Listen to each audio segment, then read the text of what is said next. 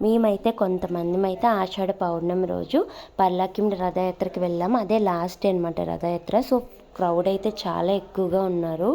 మేమందరం కలిసి అయితే ఆటోలో వెళ్ళాము. చాలా సరదాగా ఎంజాయ్ చేసాము. ఇంకా రథయాత్ర స్టార్ట్ అయిందంటే ఇంకా ఫుల్ ఎక్సైట్మెంట్ అనమాట. ఎప్పుడెప్పుడు రథయాత్రకి వెళ్తామా అని.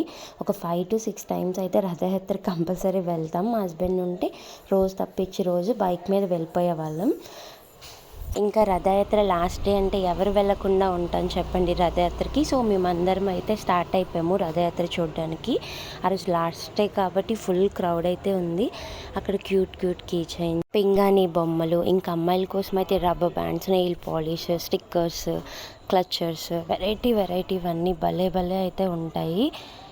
పింగాణి బొమ్మలు కూడా ఎంత అందంగా ఉంటాయి తెలుసా, చాలా బాగుంటాయి. కంపల్సరీ యాత్రకు వచ్చేవాళ్ళు పింగాణి బొమ్మలు ఎక్కువగా కొనుక్కొని తీసుకువెళ్తూ ఉంటారు. గాజుల కలెక్షన్ కూడా చాలా బాగుంటుంది. ఇంక యాత్రకు వెళ్తే చిట్టి సామాన్లు కొనుక్కోకుండా ఎవ్వరూ రారు. ఫ్రూట్స్, వెజిటబుల్స్ కూడా చాలా రియల్గా ఉంటాయి. మనకి రియల్ ఫ్రూట్స్ అవి ఎలా ఉంటాయి అంతే బాగుంటాయి. సో యాత్రకి వెళ్తే కంపల్సరీ చిట్టి సామాన్లు కొనుక్కోకుండా ఎవ్వరూ రారు. మీలో ఎంతమంది మన దగ్గర ఉన్నా సరే కంపల్సరీ యాత్రకు వెళ్ళేటప్పుడు ఏవో ఒకటి కొనుక్కొని అయితే వస్తాము. నాలాగే మీలో ఎవరైనా ఉన్నారో ఉంటే కామెంట్ చేయండి.